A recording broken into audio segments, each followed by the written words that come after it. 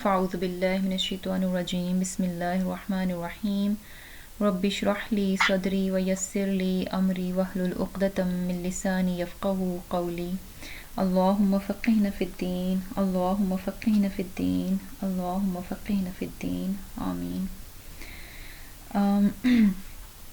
آج انشاءاللہ سورۃ التوبہ کی آیہ نمبر 25 سے شروع کریں گے۔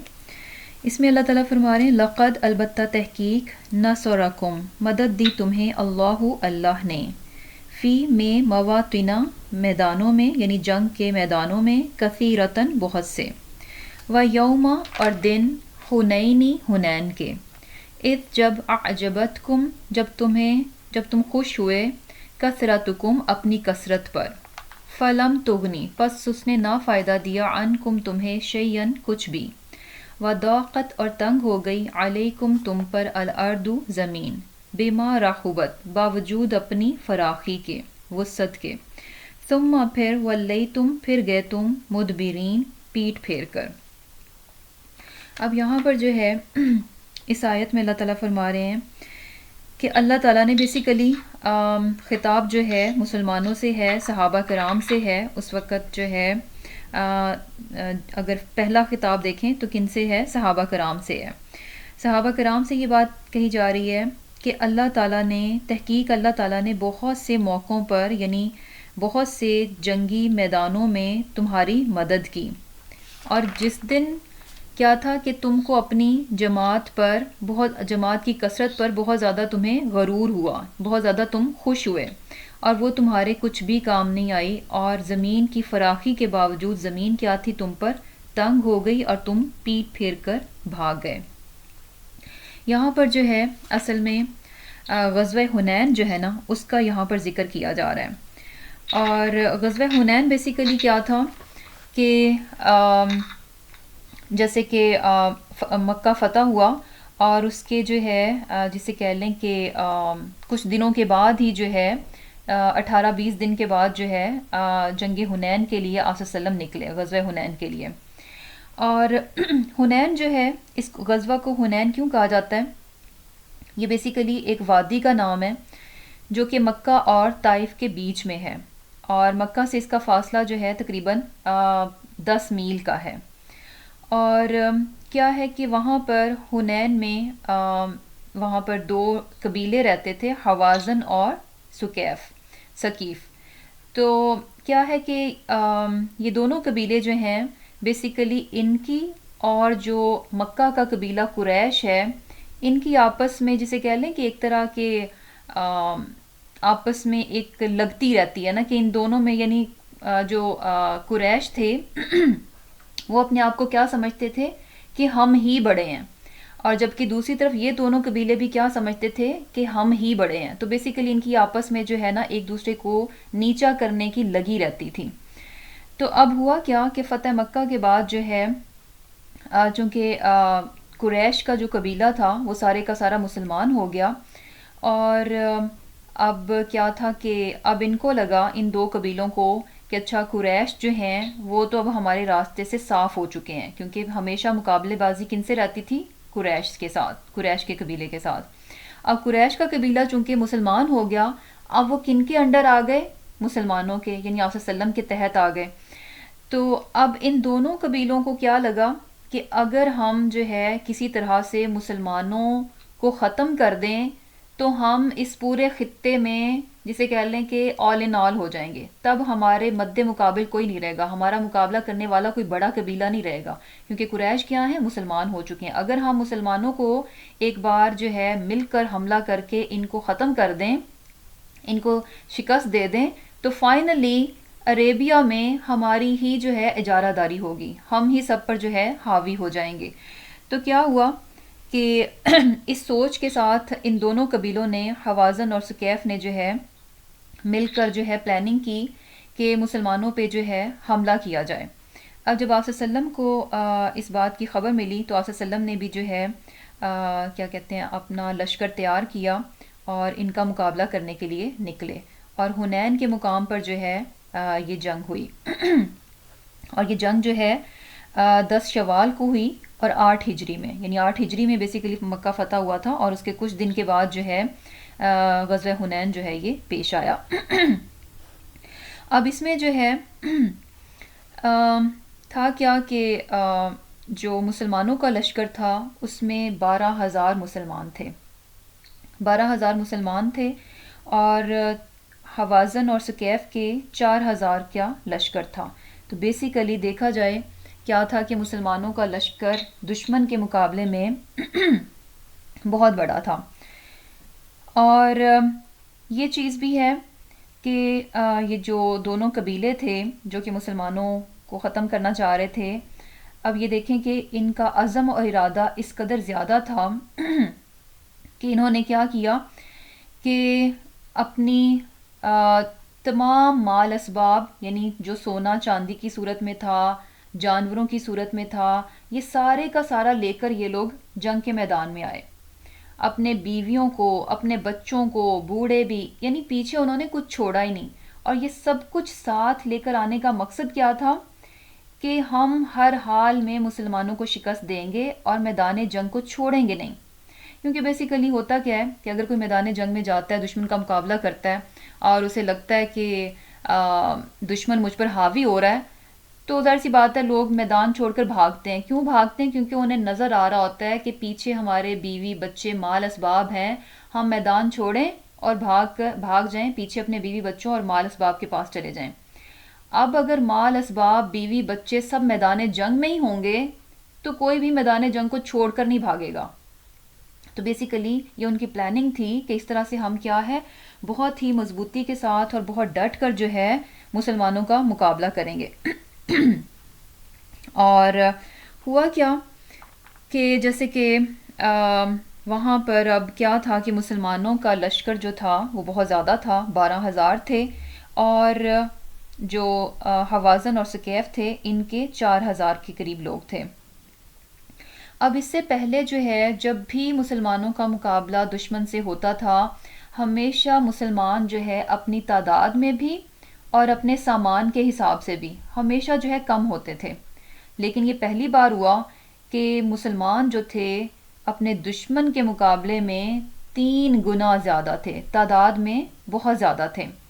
اب یہ چیز دیکھ کر جو ہے نا وہاں پر مسلمانوں کو لگا، کچھ مسلمانوں کے دل میں یہ خیال آیا کہ اچھا یعنی آج کی جنگ تو جو ہے نا بڑی آسان ہوگی، ہم تو دشمن سے جو ہے نمبرز میں جو ہے بہت زیادہ ہیں، اور کیا ہے کہ ان کو اپنی کثرت پر بیسیکلی وہ بہت زیادہ خوش ہوئے کہ آج تو ہم جیت ہی جائیں گے۔ کیوں جیت جائیں گے؟ وجہ کیا نظر آ رہی تھی کہ آج ہمارے پاس بہت زیادہ لوگ ہیں، کہ آج ہم دشمن کے مقابلے میں بہت زیادہ ہیں۔ اب ہوا کیا کہ وہاں پر یہ جو دونوں قبیلے تھے یہ جو تھے بیسیکلی اس میں بہت زیادہ ماہر تھے، تیر اندازی کے بہت زیادہ یہ لوگ ماہر تھے۔ اور جیسے کہ یہ ایک وادی تھی، تو ہوا کیا کہ مسلمانوں کو ایک تنگ سی گھاٹی میں سے نکل کر جو ہے جانا تھا، یعنی وہاں سے گزرنا تھا۔ اب ان لوگوں نے کیا پلاننگ کی، کیونکہ یہ بڑے ماہر جسے کہہ لیں کہ جنگجو تھے اور تیر اندازی میں بھی بہت زیادہ ماہر تھے، تو انہوں نے کیا کیا کہ یہ لوگ پہلے سے ہی جو ہے گھات لگا کر بیٹھ گئے۔ اور کیا ہوا کہ جب وہاں سے مسلمان گزرے تو مسلمانوں کو تو قطعاً اندازہ نہیں تھا کہ اس طرح سے ہمارا دشمن ایک دم سے جو ہے ہم پر حملہ کر دے گا۔ تو ہوا کیا کہ مسلمان جو ہے جب وہاں سے گزرے تو ہر طرف سے جو ہے ان پر جسے کہہ لیں کہ تیروں کی بارش کر دی گئی۔ اب یہ حملہ اس قدر اچانک تھا کہ مسلمانوں کے پیر اکھڑ گئے۔ اب ظاہر سی بات ہے کہ وہ بالکل تیار نہیں تھے اس چیز کے لیے، اور ایک دم سے ان پر اس طرح سے حملہ ہو گیا اور اس قدر تیر برسائے گئے کہ ہر طرف تیر ہی تیر تھے۔ تو ایسے میں کیا ہوا کہ جو کہ ایک روٹین کا ری ایکشن تھا کہ مسلمان جو تھے انہوں نے میدان چھوڑ کر بھاگنا شروع کر دیا۔ اب جب میدان چھوڑ کر بھاگنا شروع کیا تو میجورٹی مسلمانوں کی وہ بھاگ چکی تھی، یعنی ادھر ادھر وہ پناہ لے چکے تھے۔ آپ صلی اللہ علیہ وسلم میدان جنگ میں موجود تھے، اور آپ صلی اللہ علیہ وسلم کے ساتھ کچھ صحابہ جو تھے وہ ڈٹے ہوئے تھے۔ تو ایسے میں پھر کیا ہوا کہ آپ صلی اللہ علیہ وسلم نے جو ہے لوگوں کو بلانا شروع کیا کہ اللہ کے بندوں میرے پاس آؤ، میں اللہ کا رسول ہوں. لیکن کیا ہوا کہ لوگ نہیں پلٹے. تو اس پر جو ہے آپ صلی اللہ علیہ وسلم نے حضرت عباس رضی اللہ تعالیٰ عنہ جو کہ آپ کے چچا ہیں ان سے کہا کہ وہ آواز لگائیں، کیونکہ وہ کیا تھے کہ تھوڑے طویل قامت تھے، قد خوب بڑا تھا، اور یہ کہ آواز ان کی قدرتی طور پر بہت بلند تھی.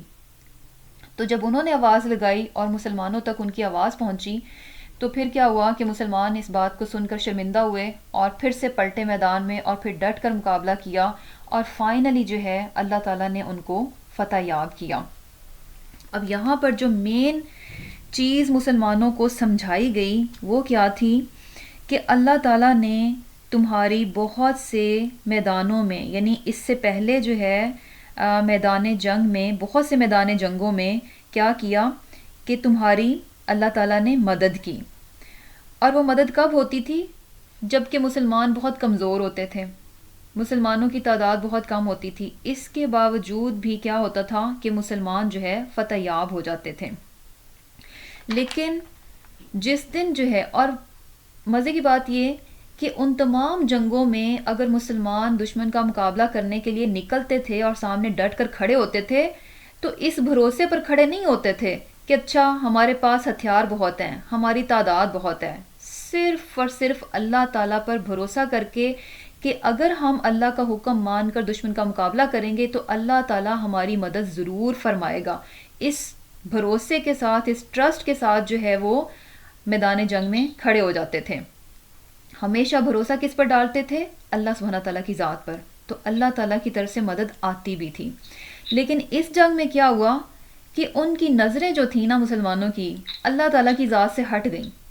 اللہ تعالیٰ کی ذات سے ہٹ گئیں اور کس بات پر چلی گئیں کہ آج تو ہم تعداد میں بہت زیادہ ہیں، آج دشمن کو ہرانا اور ہمارا جیتنا کوئی مشکل نہیں ہے، بہت آسانی سے ہم جیت جائیں گے. تو یہاں پر مسلمانوں کو یہ بات بہت واضح کر دی گئی کہ اس دن یعنی یوم حنینی، کہ حنین کے موقع پر اذ اعجبتکم کثرتکم، جب تم اپنی کثرت پر بہت نازاں تھے، بہت خوش تھے اور اس عجب میں تھے کہ آج تو ہم جیت جائیں گے. لیکن ہوا کیا؟ فلم تغنی عنکم شیئا، یہ کثرت تمہارے کام نہیں آئی. کس طرح سے تم جو ہے وہاں سے بھاگ گئے، اور کیا تھا؟ زمین اپنی فراخی کے باوجود تمہیں جو ہے بڑی تنگ، تم پر جو ہے وہ تنگ ہو گئی. تو بیسیکلی زمین کی تنگی کیا تھی کہ ان کو کہیں اپنی جان بچانے کی جگہ نہیں مل رہی تھی. کیونکہ جب انسان کو جان کے لالے پڑ جائیں تو زمین بے شک پورا کھلا میدان ہو لیکن اسے ایسے لگتا ہے کہ زمین اس کے لیے تنگ پڑ گئی، چھوٹی ہو گئی ہے، کنجسٹڈ ہو گئی ہے. تو یہاں پر جو ہے یہ چیز ان کو بتائی گئی اور مسلمانوں پر یہ بات بہت واضح کر دی گئی کہ جو فتح اور کامیابی ملتی ہے وہ صرف اور صرف اللہ سبحانہ تعالیٰ کے دینے ہی پر ملتی ہے. جب اس کی مدد شامل حال ہو جائے تو ہی فتح ملے گی، اگر اس کی مدد نہ آئے تو فتح نہیں مل سکتی. یہ جو ظاہری اسباب ہیں ٹھیک ہے، ان کو اختیار کیا جائے گا. ایسا نہیں ہے کہ جو ظاہری اسباب ہیں ان کو نہ لیا جائے اور صرف اللہ تعالیٰ پر بھروسہ رکھیں، مسلمان ہاتھ پر ہاتھ رکھ کے بیٹھ جائے کہ نہیں اللہ ہی میری مدد کرے گا. نہیں، آپ کو اپنی پوری قوت، اپنے پورے ریسورسز اور اپنی پوری کوشش کام میں ڈالنی ہے. لیکن بھروسہ اس بات پہ نہیں ڈالنا کہ ہاں میں نے بڑی محنت کی ہے میں پاس ہو جاؤں گی، ہاں میں نے بڑی محنت کی ہے میں کامیاب ہو جاؤں گی. نہیں، کامیابی کہاں سے ملے گی؟ صرف اور صرف اللہ تعالیٰ کی ذات کی طرف سے آئے گی. تو یہ چیز جو ہے واضح کر دی گئی. اور پھر کیا ہے؟ ثم پھر انزل اللہ، نازل کی اللہ نے سکینتہ اپنی تسکین علی رسول ہی اپنے رسول پر، وعلا اور اوپر المؤمنین مومنین کے، وانزل اور اتارے جنودن لشکر لم تروہا جن کو تم نے نہیں دیکھا. یعنی یہ لشکر کون سے تھے؟ فرشتوں کے، جو کہ مسلمانوں کی مدد کے لیے اتارے گئے تھے.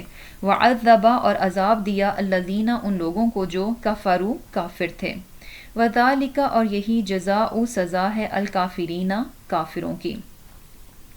اب جیسے کہ وہی بات کہ جب ایک بار مسلمان جو تھے وہ میدان جنگ سے بھاگ گئے اور اس کے بعد دوبارہ سے کیا ہوا کہ آقا صلی اللہ علیہ وسلم کے بلانے پر جو ہے مسلمان واپس آئے.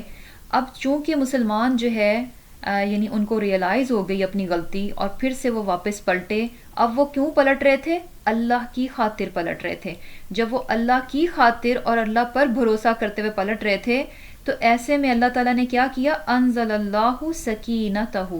یعنی اس سے پہلے کیا تھا؟ بہت جسے کہہ لیں کہ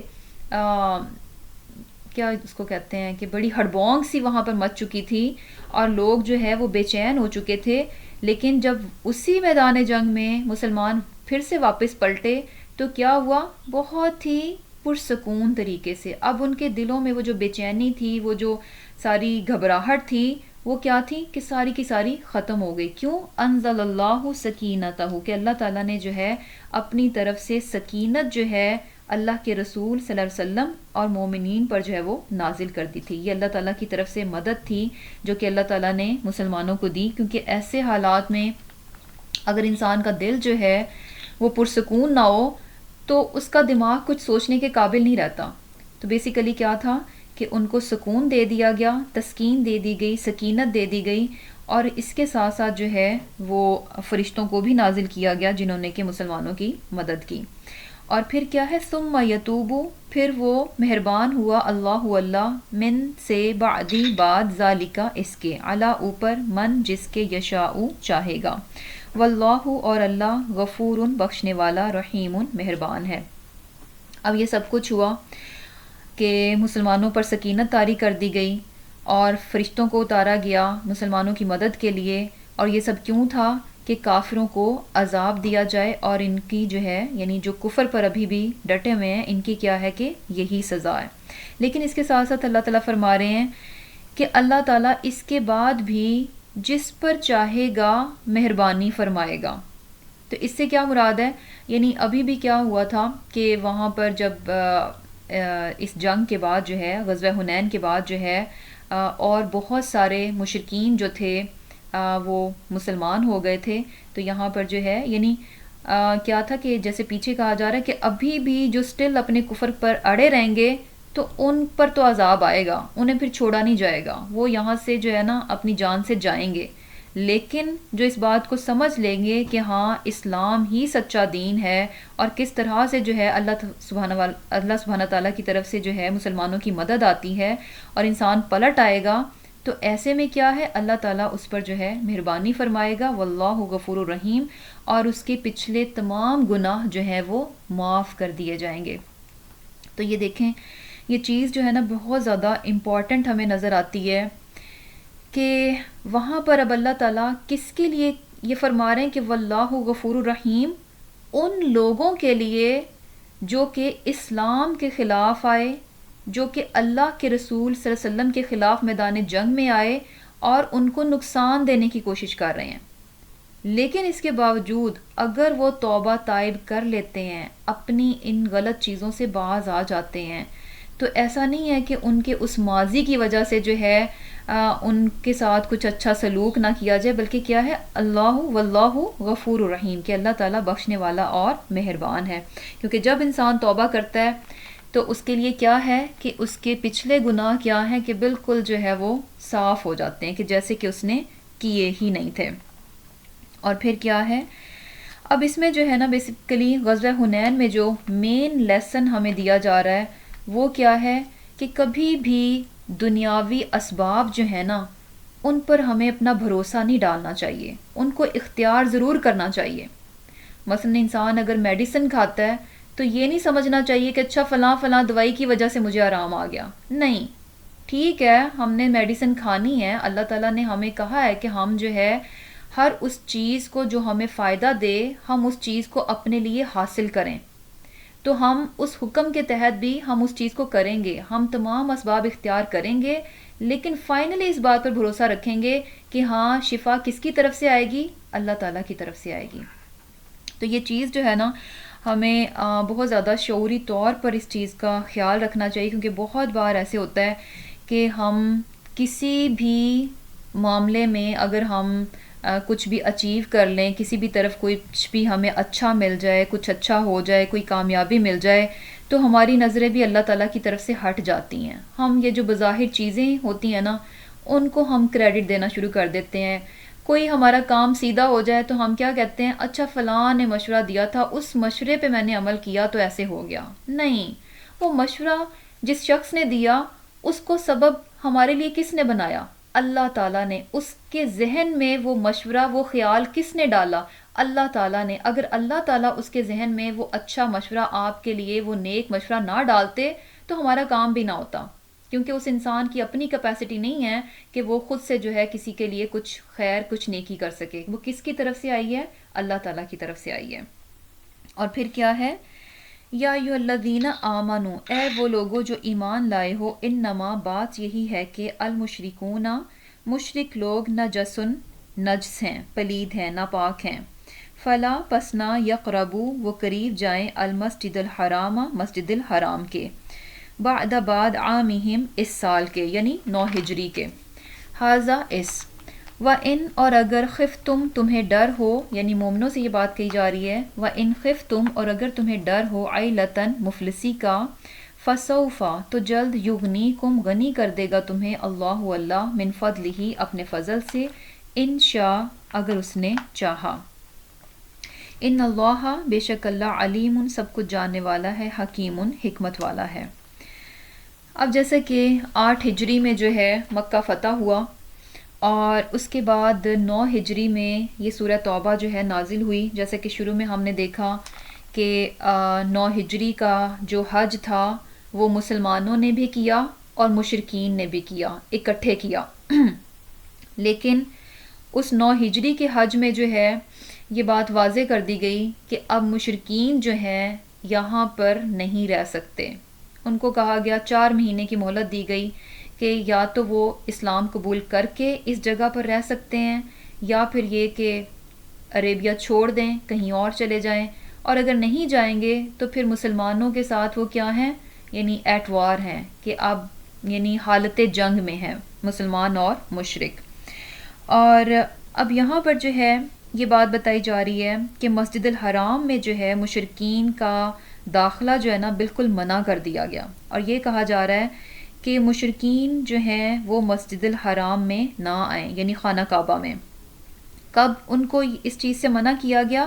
عامہم ھذا، 9 ہجری، یعنی 8 ہجری میں مکہ فتح ہوا ہے، اور 9 ہجری کے بعد جو ہے ان کو یہ کہا جا رہا ہے کہ اب وہ جو ہے خانہ کعبہ میں نہیں جا سکتے. اور اس کی وجہ بتائی جا رہی ہے، کیوں؟ کیونکہ وہ کیا ہیں، نجس ہیں، پلید ہیں، ناپاک ہیں. اب یہاں پر جو ہے جو ان کی ناپاکی کی بات ہو رہی ہے وہ کیا ہے؟ ایک ناپاکی ہوتی ہے جو کہ ہمیں ظاہر طور پر نظر آتی ہے، کہ یعنی جس کو ہم چھو سکتے ہیں، دیکھ سکتے ہیں. ناپاکی یعنی ظاہراً جو ہے ہمیں نظر آتی ہے.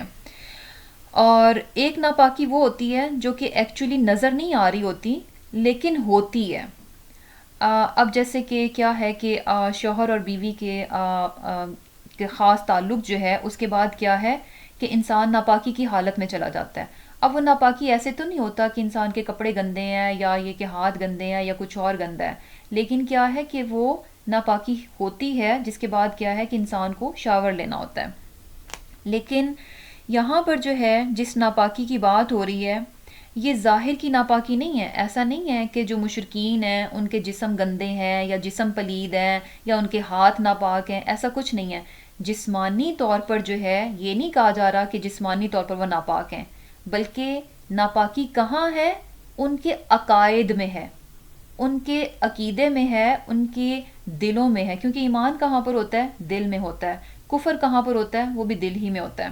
تو بیسیکلی کیا ہے کہ ان کے عقیدے کی جو نجاست ہے اس کی وجہ سے ان کو یہ اجازت نہیں دی جا رہی کہ یہ جو ہے اس شرک کی نجاست کے ساتھ جو ہے مسجد الحرام میں آئیں. کیونکہ بیسیکلی کیا ہے کہ وہ گھر دیکھیں خالصتاً اللہ تعالیٰ کی عبادت کے لیے، ایک ایسا گھر جو کہ خاص اللہ کی عبادت کے لیے ہے.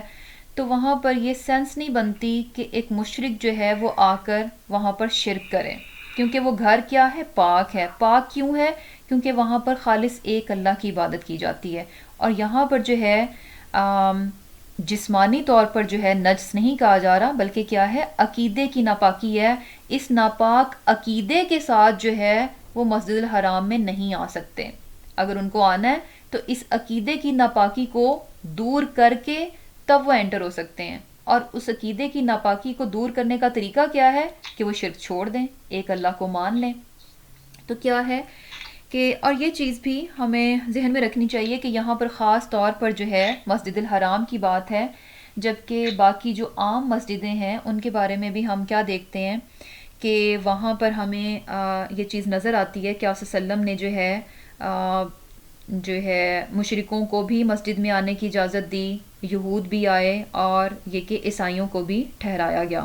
تو جو عام مسجدیں ہیں ان میں جو نان مسلمز ہیں وہ آ سکتے ہیں، لیکن یہاں پر جو ہے اسپیشلی بات کس کی ہو رہی ہے؟ مسجد الحرام کی. اور اس کے علاوہ جیسے کہ ایک یہ بھی بڑا کانسیپٹ اسپیشلی پاکستان میں پایا جاتا ہے کہ ان کے ہاتھ کی جو ہے چیز نہ لی جائے اور ہاتھ ناپاک ہیں. تو یہ ساری چیزیں کیا ہیں؟ غلط ہیں. جسمانی طور پر قطعاً بھی کوئی نان مسلم ناپاک نہیں ہے. صرف اور صرف ناپاکی کہاں ہے؟ ان کے دلوں کے اندر ہے. اور دلوں کے اندر کیوں ہے؟ کیونکہ عقیدے غلط ہیں. وہاں کیا ہے؟ شرک ہے. اور یہ کہ ان کے ساتھ ملنا جلنا، ان کے ہاتھوں سے لے کر کھانا، اپنا کھانا ان کو آفر کرنا، ان کا حلال کھانا خود کھانا، ان کے ساتھ مل کر کھانا، یہ ساری چیزیں ہمیں جو ہے نظر آتی ہیں کہ آپ صلی اللہ علیہ وسلم کے دور میں بھی ہوئیں اور بعد میں صحابہ کرام کے دور میں بھی ہوئیں. تو ایسا کچھ بھی نہیں ہے. یہاں پر جو ہے صرف اور صرف کس چیز سے منع کیا جا رہا ہے کہ مسجد الحرام جو ہے اس میں وہ داخل نہیں ہو سکتے، کیونکہ وہ کیا ہے؟ نجس ہیں. اور نجس کیا ہے؟ عقیدے کی ان کی جو ہے وہ نجاست ہے. اور پھر کیا ہے؟ اب چونکہ یہاں پر یہ کہا گیا کہ مشرکین جو ہیں وہ مسجد الحرام میں نہیں آ سکتے اور اس علاقے کو وہ چھوڑ دیں، چلے جائیں یہاں سے. تو اب مسلمانوں کے لیے بھی یہ چیز تھوڑی سی ان کو بے چین کر رہی تھی. کس سینس میں؟ کیونکہ وہاں پر دیکھیں کہ مکہ کی زمین ایسی ہے کہ وہاں پر کچھ بھی گرو نہیں کرتا، وہاں پر کچھ بھی نہیں اگتا، کوئی فصلیں نہیں ہیں، کوئی اس طرح کی چیز نہیں ہے، کیونکہ وہاں کی زمین کیا ہے؟ ٹوٹلی بنجر ہے. اب وہاں پر جو مین سورس آف انکم تھا وہ کیا تھا کہ باہر سے لوگ آتے تھے اور جو ہے مشرک بھی جو ہے حج کرنے کے لیے آتے تھے. اور جب مشرک جو ہیں وہ حج کرنے کے لیے آتے تو بیسیکلی اس ٹائم پہ کیا ہوتا تھا کہ لوگوں کی تجارت بھی خوب ہو جاتی تھی. تو اب یہ چیز جو ہے کہ اگر مشرک یہاں پر حج کرنے نہیں آئیں گے تو ایسے میں مسلمانوں کی تجارت کیا ہے؟ وہ تو پھر ماند پڑ جائے گی. ان کا یہ سارا جو معیشت ہے وہ کیسے چلے گی؟ تو اللہ تعالیٰ فرما رہے ہیں کہ اگر تمہیں خوف ہے عیلتن مفلسی کا، اگر تمہیں اس چیز کا خوف ہے کہ تم مفلس ہو جاؤ گے، یعنی اگر یہ مشرک جو ہیں انہوں نے یہاں آنا چھوڑ دیا، حج کرنا چھوڑ دیا اور ان کو منع کیا جا رہا ہے کہ یہ نہیں آ سکتے حج کے لیے، تو ایسا نہیں ہے کہ اس کے بعد جو ہے تم مفلس ہو جاؤ گے، بلکہ اللہ تعالیٰ نے یہاں پر کیا وعدہ کیا کہ اللہ تعالیٰ تمہیں اپنے فضل سے جو ہے غنی کر دے گا. اور کیا ہے کہ یہ فضل کس طرح سے؟ یعنی مشرک نہ بھی آئے حج کے لیے تو پھر بھی تمہارے بزنس جو ہے نا وہ چلتے رہیں گے، وہ رکنے نہیں لگے. یہ بزنس جو ہے شرک کی وجہ سے نہیں چل رہے، جب چلیں گے تو اللہ تعالیٰ جو ہے ان کو اپنی مدد سے چلا دے گا.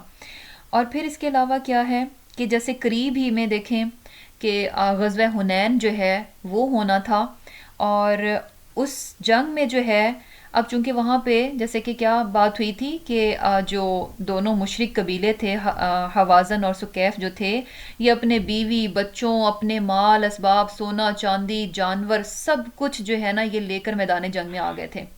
اب وہاں جب ان کو مشرکین کو شکست ہوئی حنین کے موقع پر، تو وہ سارا مال اسباب جو ہے مال غنیمت کے طور پر کن کے ہاتھ میں آیا؟ مسلمانوں کے ہاتھ میں.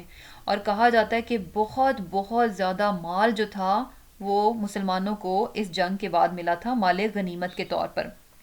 تو یہاں پر یعنی بیسیکلی فیوچر کی خوشخبریاں دی جا رہی ہیں. ایک بتایا جا رہا ہے کہ ان چیزوں سے جو ہے تمہیں خدشات نہیں ہونے چاہیے، بلکہ کیا ہے کہ اللہ تعالیٰ تمہارے لیے اور اسباب پیدا کر دے گا اور تمہیں مفلس نہیں ہونے دے گا. اور یہ چیز ہم نے دیکھی بھی کہ غزوہ حنین میں جو ہے ان کو بہت زیادہ جسے کہہ لیں کہ مال غنیمت ملا. اور کیا ہے کہ اس میں ایک اور چیز بھی ہمیں نظر آتی ہے کہ وہاں پر جب بہت زیادہ مال غنیمت آیا تھا تو اب آص وسلم نے کیا کیا کہ ظاہر سی بات ہے اس کی تقسیم کرنی تھی، تو آص وسلم نے اس مال کو بہت زیادہ زیادہ کن کو دیا، جو کہ یعنی قریش کے لوگ تھے، قبیلہ قریش کے لوگوں میں وہ مال بہت زیادہ اس میں تقسیم کیا گیا، اور اس کے علاوہ وہ مسلمان جو کہ ابھی نئے نئے مسلمان ہوئے تھے، ابھی حال ہی میں انہوں نے جو ہے اسلام قبول کیا تھا، تو بیسیکلی جو ہے ان لوگوں میں ہی سارے کی ساری مال غنیمت جو ہے وہ تقسیم کر دی گئی تھی، بہت زیادہ زیادہ ان کو دے دی گئی تھی۔ اب وہاں پر اس جنگ میں جو ہے حنین کی جنگ میں جو ہے انصار بھی موجود تھے۔ انصار کون ہیں؟ جو کہ مدینہ کے لوگ تھے، جنہوں نے کہ آص وسلم کو جگہ دی، پناہ دی اور مسلمانوں کو جگہ دی، تو وہ لوگ بھی جو تھے اس جنگ میں موجود تھے۔ اب آص وسلم نے جو ہے انصار کو کچھ نہیں دیا، کن کو دیا؟ قریش کو دیا، اور وہ قبیلے، وہ مسلمان، وہ مشرک جو کہ ابھی ابھی مسلمان ہوئے تھے نئے نئے، ان میں جو ہے سارے کا سارا مال غنیمت جو ہے وہ تقسیم کر دیا۔ اب یہ چیز جو ہے کیونکہ مسلمانوں کے ہاتھ اتنا مال لگا تھا اور انصار بھی اس جنگ میں شامل تھے، تو اس چیز سے جو ہے جو انصار مدینہ تھے ان کے دلوں میں تھوڑی سی بے چینی پیدا ہوئی، اور ظاہر سی بات ہے کہ جب اس طرح کا ہوا تو آپس میں لوگوں میں جسے کہتے ہیں کہ تھوڑی باتیں شاتیں ہونا شروع ہو گئیں، تو آص وسلم تک یہ بات پہنچی کہ اس طرح سے انصار کو یہ بات تھوڑی سی یعنی بے چین کر رہی ہے کہ ان کو جو ہے مال غنیمت میں سے کچھ نہیں دیا گیا۔ تو اس پر جو ہے آص وسلم نے تمام انصار صحابہ کو جو ہے اپنے پاس اکٹھا کیا، بلایا گیا کہ وہ آئیں اور بات سنیں، تو وہاں پر جو ہے ان سے پوچھا گیا کہ میں یہ جو کچھ سن رہا ہوں کیا واقعی ایسی بات ہے؟ تو ظاہر سی بات ایسی بات تھی، اور انہوں نے اس چیز کا اقرار کیا کہ ہاں، کہ ہمیں جو ہے اس میں سے کچھ نہیں دیا گیا، اور وہ لوگ جو کہ ابھی ابھی مسلمان ہوئے ہیں ان کو جو ہے سارا مال جو ہے وہ تقسیم کر دیا گیا۔ تو اس پر جو ہے آص وسلم نے انصار سے جو ہے خطاب کیا اور کہا کہ یعنی ان سے یہ کہا کہ اے انصار، یعنی کیا تمہیں یاد نہیں کہ تم جو ہے گمراہ تھے اور اللہ تعالیٰ نے میرے ذریعے سے تمہیں ہدایت دی، اور تم جو تھے مفلسی میں تھے اور میرے ذریعے سے تمہیں جو ہے بہت زیادہ دنیا دی گئی، یعنی بیسیکلی اس طرح سے ان کو ریئلائز کروایا گیا کہ کس طرح سے رسول کے ذریعے سے جو ہے ان کو جو جو نعمتیں دی گئی تھیں۔ تو پھر اس کے بعد کیا ہوا کہ یعنی یہ بیسیکلی خطاب تھا، اس کے بعد جو ہے آپ صلی اللہ علیہ وسلم نے بہت ہی ایک زبردست قسم کی بات کی، اور یہ جب آپ صلی اللہ علیہ وسلم یہ سارا خطاب کر رہے تھے تو انصار کیا تھے، سارے کے سارے جو انہوں نے رونا شروع کر دیا تھا۔ تو آخر میں جو آپ صلی اللہ علیہ وسلم نے بات فرمائی کہ اے انصار، کیا تم اس بات کو پسند نہیں کرو گے کہ یہ لوگ مال اور بکریوں کے ساتھ، اونٹوں کے ساتھ واپس جائیں، اور تم جو ہے اللہ کے رسول کے ساتھ مدینہ کی طرف واپس جاؤ؟ سبحان اللہ، یعنی کتنی زبردست بات کی کہ کیا تم اس بات پر خوش نہیں کہ یہ لوگ کس کے ساتھ واپس جا رہے ہیں؟ اونٹوں کے ساتھ، بکریوں کے ساتھ، اور جو مال آیا، مال غنیمت آیا، ان کے ساتھ یہ واپس جائیں، اور تم کن کے ساتھ واپس جاؤ گے؟ اللہ کے رسول کے ساتھ۔ تو اس پر جو ہے انصار بہت زیادہ رونا شروع ہو گئے، اور انہوں نے اس بات پر جو ہے بہت زیادہ خوشی کا اظہار کیا کہ ہاں، ہم اس بات پر بہت خوش ہیں کہ ہم جو ہے اللہ کے رسول کو اپنے ساتھ لے کر جا رہے ہیں۔ اور یہاں پر جو ہے ایک تو غزوہ حنین کا جو اس کے بعد جو مال غنیمت آنی تھی، اس کی طرف اشارہ ہے کہ اللہ تعالیٰ تمہیں جو ہے مال دے کر غنی کر دے گا۔ اور یہاں پر بھی دیکھیں کہ آپ صلی اللہ علیہ وسلم کی جسے کہہ لیں کہ حکمت ہمیں نظر آتی ہے کہ آپ صلی اللہ علیہ وسلم نے ایسا کیوں کیا کہ انصار جو کہ اتنے پرانے ساتھی تھے، ہر موقع پر بیسیکلی ایکچولی اگر دیکھا جائے کہ انصار وہ تھے جنہوں نے کہ آص وسلم کو پناہ دی تھی، مسلمانوں کو پناہ دی تھی۔ انصار وہ تھے جنہوں نے کہ اپنا مال، اپنا اسباب جو تھے سارے کے سارے مسلمانوں کے لیے پیش کر دیے تھے۔ تو لیکن اس کے باوجود جو ہے ان کو کچھ نہیں دیا گیا، اور جبکہ ابھی جو نئے نئے مسلمان تھے ان کو دے دیا گیا۔ تو اس میں جو ہے جو ایک بات آپ صلی اللہ علیہ وسلم نے یہ فرمائی تھی، کیا تھا کہ تمہارے دلوں میں تو یعنی بیسیکلی کہ ان کے دلوں میں، یہ جو ابھی نئے نئے مسلمان ہو رہے ہیں، ان کے دلوں میں ابھی بھی دنیا کی جو مال ہے نا اس کی محبت ابھی بھی زیادہ ہے، لیکن تم وہ لوگ ہو کہ جو اس فیز میں سے نکل چکے ہو، یعنی تمہارے دلوں میں سے اللہ تعالیٰ نے ان چیزوں کی محبت نکال دی ہے۔ تمہارے دلوں میں کیا چیز ڈال دی ہے؟ ایمان کی محبت، جو کہ کیا ہے؟ بہت بڑی دولت ہے۔ تو یہ لوگ چونکہ ابھی نئے نئے مسلمان ہوئے ہیں، تو یہ کیا ہے کہ ان کے ایمان کا لیول ابھی وہ نہیں ہے، تو اس لیے کیا تھا کہ ان کے دلوں میں ابھی بھی ایمان سے زیادہ کیا ہے کہ دنیا کے مال کی محبت جو ہے وہ ڈومیننٹ ہے۔ اور پھر کیا ہے کہ اس کے علاوہ اس میں تیسری چیز جو بتائی جا رہی ہے کہ اللہ تعالیٰ تمہیں کس ذریعے سے غنی کر دے گا، وہ یہ ہے کہ آئندہ اور زیادہ جو ہے تمہیں فتوحات ہوں گی، اور وہ فتوحات کہاں پر ہوں گی؟ جو اہل کتاب ہیں، اور جب اہل کتاب غالب آئیں گے تو اگر وہ مسلمان حکومت کے تحت رہیں گے تو کیسے رہیں گے؟ جزیہ دے کر، تو وہ بھی کیا ہے ایک سورس آف انکم بن جائے گا۔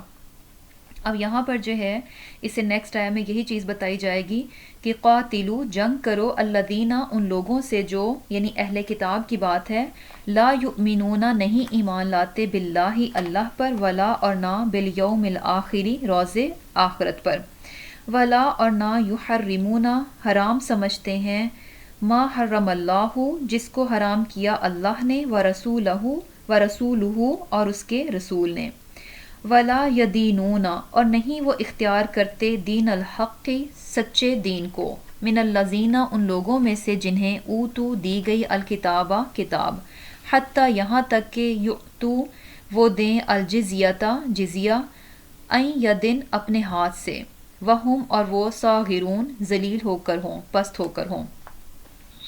اب یہاں پر جو ہے مسلمانوں کو جنگ کی اجازت دی جا رہی ہے۔ کن کے ساتھ جنگ کی اجازت دی جا رہی ہے؟ اہل کتاب کے ساتھ، اور اہل کتاب کے ساتھ جنگ کی اجازت دی جا رہی ہے کہ ان کے ساتھ جو ہے کب تک جنگ کی جائے گی؟ جب تک کہ وہ دین حق کو نہ اختیار کر لیں، یعنی یا تو وہ اسلام قبول کر لیں، اور اگر وہ ایسا نہیں کرتے، اسلام قبول نہیں کرتے، تو کب تک ان سے لڑا جائے گا؟ حتی یؤت الجزیہ، کہ جب تک وہ جزیہ دینے پر آمادہ نہ ہو جائیں۔ اب یہاں پر جو ہے بیسیکلی کیا ہے کہ جیسے وہاں کے تھوڑے سے حالات کو دیکھیں کہ جب مکہ فتح ہو گیا اور زیادہ تر جو مشرکین تھے وہ مسلمان ہو چکے تھے، اب وہاں پر وہ جو سارا قبائلی سسٹم تھا وہ ہر چیز ختم ہو چکی تھی، کیونکہ اس سے پہلے کیا تھا کہ قبیلے، ایک قبیلہ دو قبیلے مل کر آپس میں رہ رہے ہیں، حلیف بنے ہوئے ہیں، اور دو قبیلے ایک طرف حلیف بنے ہوئے ہیں، یعنی چھوٹی چھوٹی سے گروہوں میں لوگ جو ہے وہ رہ رہے تھے، کوئی ایک بڑی قوت نہیں تھی۔ کیا تھا کہ چھوٹی چھوٹی قوتیں تھیں، چھوٹی چھوٹی سی، کوئی ایک بڑی قوت میں لوگ نہیں رہ رہے تھے، کیونکہ ظاہر سی باتیں اکٹھے نہیں تھے۔ تو اب کیا تھا کہ اس دور میں عرب کے جو جسے کہہ لیں کہ ہمسائے میں کیا تھا، دو بڑی سپر پاورز تھیں، وہ کون سی؟ رومنز کی اور پرشینز کی۔ تو اب کیا تھا کہ روم اور ایران جو تھے یہ بڑی طاقتیں تھیں اس وقت کی، سپر پاورز کہہ لیں، تو اب ان کی بھی آپس میں لگی رہتی تھی ایک دوسرے کے اوپر، یعنی حاوی ہونے کے لیے نا، اور ان کی آپس میں لگتی تھی کہ کون ایک دوسرے سے بڑھ کر رہے گا، لیکن یہ دونوں طاقتیں جو تھیں انہوں نے کبھی بھی جسے کہہ لیں کہ یہ جو عرب کے قبیلے تھے ان کے ساتھ ان کی کبھی جنگ نہیں ہوئی تھی۔ کیوں نہیں ہوئی تھی؟ کیونکہ ان کو کبھی ان چھوٹے چھوٹے قبیلوں سے کوئی خطرہ ہی محسوس نہیں ہوا تھا کہ یہ چھوٹی چھوٹی سی طاقتیں، چھوٹے چھوٹے سے قبیلے ہیں، تو بیسیکلی کیا تھا، بالکل انہوں نے اگنور کیا ہوا تھا کہ یہ بھی کوئی لوگ ہیں، یہ بھی کوئی قوم ہے جو کہ یہاں پہ رہتی ہے۔ کیوں اگنور کیا ہوا تھا؟ کیونکہ بہت چھوٹی سی طاقتیں تھیں، کوئی بڑی طاقت نہیں تھی۔ تو اب جب مکہ فتح ہو گیا اور آپ وسلم جو ہے یعنی فاتح بن گئے، تو اس کے بعد ہوا کیا کہ سارے کے سارے قبیلے جو تھے وہ یکجا ہو گئے، اسلام کے نام پر متحد ہو گئے۔ اب یہ چھوٹی چھوٹی طاقتیں نہیں تھیں، اب یہ کیا تھا، ایک بڑی طاقت بن رہی تھی، اور یہ بھی نظر آ رہا تھا کہ مسلمان جو ہیں اب یہ اکٹھے کیا ہیں، ایک بڑی طاقت کے طور پر ابھر رہے ہیں۔ اب جب اس طرح سے مسلمانوں کی طاقت ابھرنا شروع ہوئی تو رومنز کو بھی جو ہے نا خطرہ ہوا، ان کو لگا کہ اب یہ طاقت ہو سکتا ہے کہ ہمارے اگینسٹ نہ آ جائے، تو انہوں نے کیا کیا کہ تیاری کرنا شروع کر دی کہ اب ان کو کچلا جائے، ان پر حملہ کیا جائے، اس سے پہلے کہ یہ طاقت جو ہے، یہ مسلمانوں کی طاقت اور زیادہ زور پکڑ لے، ان کو جو ہے یہیں پر دبا دیا جائے تاکہ یہ ہمارے اگینسٹ نہ آ سکیں، ہمیں نہ دبا سکیں۔ تو بیسیکلی رومنز نے جو ہے وہ مسلمانوں پر حملہ کرنے کی تیاری شروع کر دی۔ اور جب آص وسلم کو اس بات کا پتہ چلا تو آص وسلم نے بھی کیا تھا کہ تیاری کی اور تقریباً 30,000 کا لشکر لے کر جو ہے تبوک کی طرف روانہ ہوئے. اب آگے انشاءاللہ جو ہے غزوہ تبوک کا بھی ہم واقعہ پڑھیں گے. اور یہ جنگ جو تھی اس سے پہلے کیا تھا کہ مسلمانوں کی جنگیں کس کے ساتھ ہو رہی تھیں؟ عرب کے ساتھ ہی تھیں. یعنی بیسیکلی کیا تھا کہ عرب کے قبیلوں کے ساتھ، قریش کے ساتھ جو تھیں وہ جنگیں چل رہی تھیں. خود ان کے عرب کے قبیلے جو ہے آ کر جو ہے مسلمانوں پر حملہ کر رہے تھے اور بیسیکلی انہی کے ساتھ جو ہے وہ ساری جنگیں ہو رہی تھیں. عرب سے باہر جو ہے ابھی تک مسلمانوں کی کوئی جنگ نہیں ہوئی تھی. اور اب یہاں پر جب عرب سے باہر جو ہے مسلمانوں کو خطرہ ہوا کہ اب یہاں ان کی طرف سے ہم پر حملہ ہوگا، تو کیا ہوا کہ آپ صلی اللہ علیہ وسلم نے بھی جو ہے 30,000 کا لشکر تیار کیا اور شام کی طرف نکلے. اور یہ جنگ ایسی تھی، غزوہ تبوک جو ہے اس میں کیا تھا کہ آپ صلی اللہ علیہ وسلم نے تمام لوگوں کے لیے اس جنگ میں جانا جو ہے وہ فرض کر دیا تھا. یعنی ہر ایک پر لازم تھا کہ وہ جنگ کے لیے نکلے، کیونکہ یاد رکھیں رومنز جو ہیں وہ کوئی چھوٹی سی طاقت نہیں تھی، اس زمانے کی بڑی سپر پاور تھی. تو کیا تھا، اور یوزلی ہوتا کیا تھا کہ اس سے پہلے جو جنگیں ہوتی تھیں اس میں کیا تھا کہ یہ لازم نہیں قرار دیا جاتا تھا کہ جنگ ہے تو ہر ایک کو جانا ہے. یعنی ہر شخص جو ہے وہ اپنی مرضی سے جاتا تھا اگر وہ جانا چاہتا تھا، لازم نہیں کیا جاتا تھا. لیکن جنگ تبوک میں کیا تھا کہ لازم کر دیا گیا تھا کہ ہر کوئی جو ہے وہ اس جنگ کے لیے نکلے گا. تو یہاں پر جو ہے یہی چیز بتائی جا رہی ہے. اور کہ اب یہاں پر جو ہے نا، کیونکہ جب ہم یہ پڑھتے ہیں نا قاتل الذین، کہ ان لوگوں سے جنگ کرو جو کہ اہل کتاب ہیں، تو ایسے لگ رہا ہے کہ جیسے یہ حکم دیا جا رہا ہے کہ نہیں خام خواہ میں جا کر بس ان کے ساتھ جنگ کرنا شروع کر دو. ایسا نہیں ہے، بلکہ کیا تھا کہ وہاں پر خطرہ تھا، انہوں نے تیاری شروع کر دی تھی کہ مسلمانوں پر حملہ کرنے کی. تو ان ریٹرن جو ہے یہاں پر پھر مسلمانوں کو حکم دیا جا رہا ہے کہ ایسا نہیں ہے کہ اب اگر عیسائی جو ہیں تم پر، رومنز جو ہیں تم پر حملہ کرنے کی تیاری کر رہے ہیں تو تم یہ سوچ کر ان کو چھوڑ دو کہ نہیں نہیں یہ تو اللہ کے ماننے والے ہیں، یہ تو اہل کتاب ہیں، تو ان پر ہم کیسے حملہ کریں. نہیں، کیا ہے کہ اگر یہ تم پر حملہ کر رہے ہیں تو تمہیں بھی ان ریٹرن اپنا جو ہے ڈیفنس کرنا ہے، اپنے آپ کو ڈیفینڈ کرنا ہے، اور کیا ہے کہ ان پر ان کے ساتھ جنگ کرنی ہے.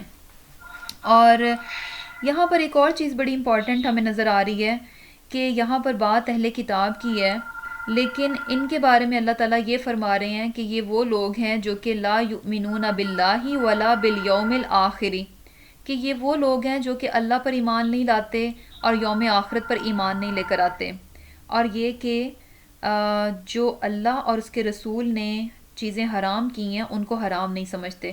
تو بیسیکلی دیکھیں اگر ہم دیکھیں کہ ویسے تو اہل کتاب کیا ہیں کہ اللہ تعالیٰ کو بھی مانتے ہیں اور یہ کہ آخرت کے دن پر بھی ان کا یقین ہے، لیکن اس کے باوجود یہاں پر جو ان کو ڈسکرائب کیا گیا ہے وہ کیسے ہے کہ یہ لوگ اللہ پر اور روز آخرت پر یقین نہیں رکھتے.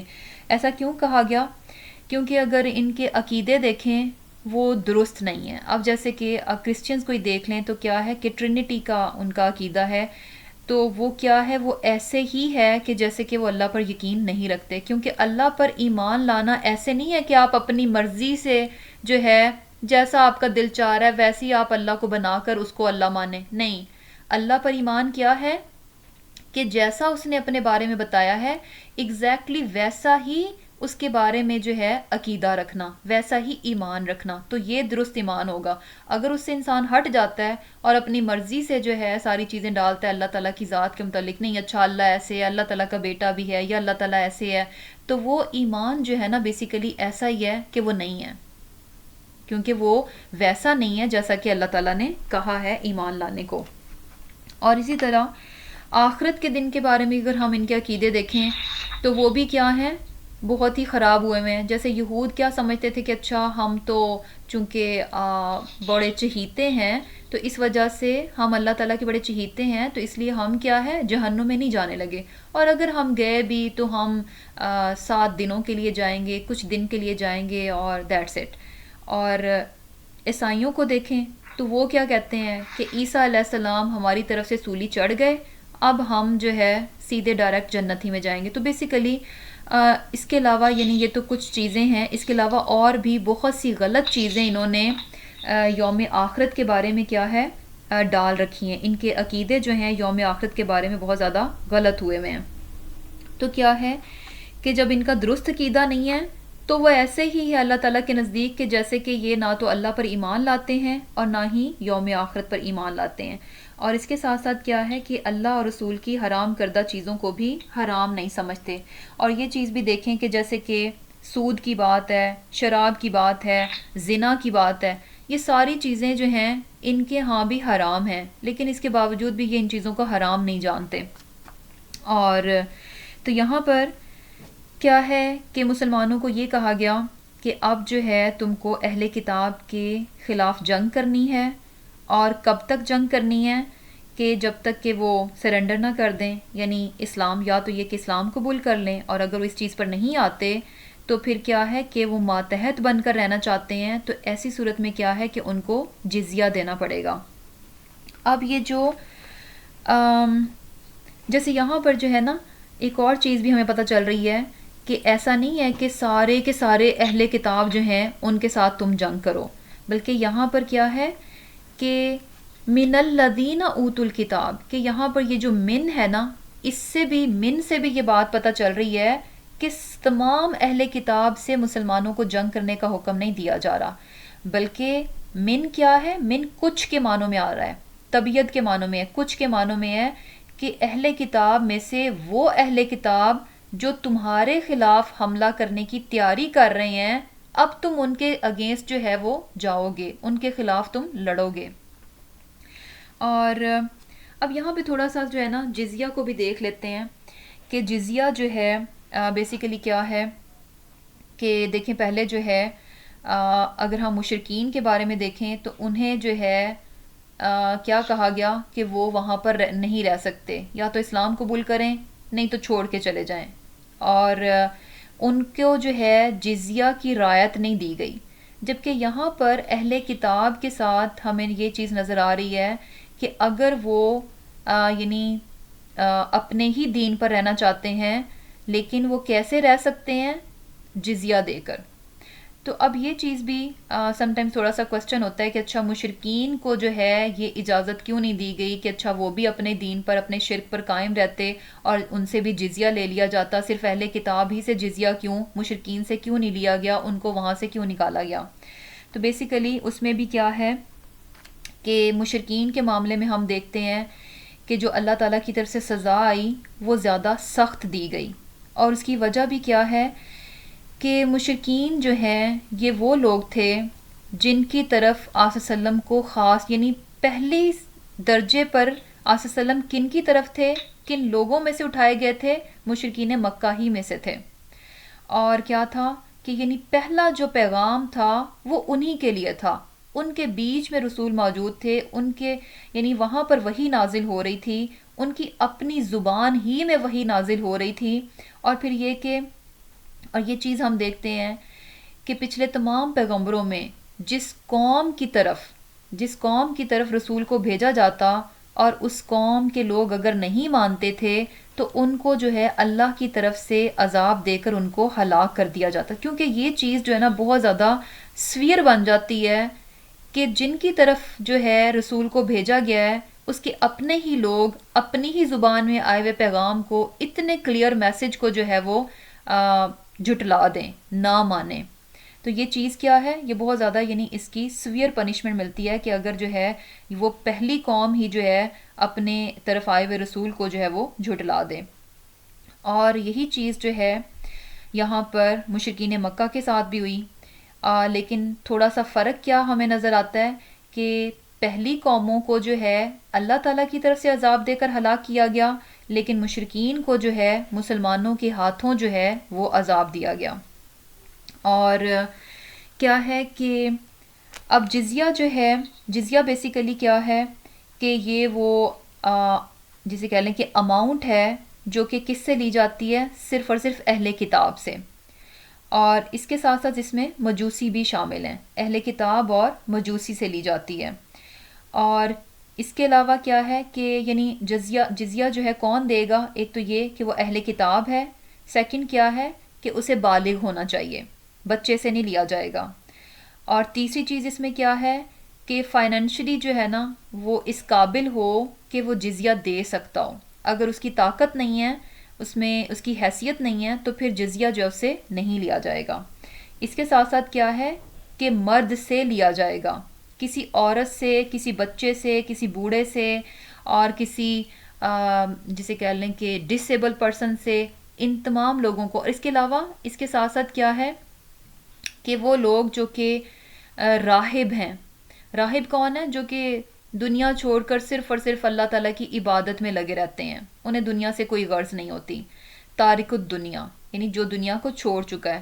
تو ایسے راہب، عورتیں، بچے، بوڑھے یا ڈسیبل لوگ، یا پھر یہ کہ جو کہ اتنا غریب ہے کہ اس کے پاس تو خود اپنے لیے کچھ نہیں ہے، تو وہ جزیہ کہاں سے دے گا؟ تو یہ سارے لوگ کیا ہیں، ان سے جزیہ نہیں لیا گیا، بلکہ کیا ہے کہ ایک تو بالغ ہونا چاہیے اور اس قابل بھی ہو کہ وہ دے سکے، اور مرد ہو.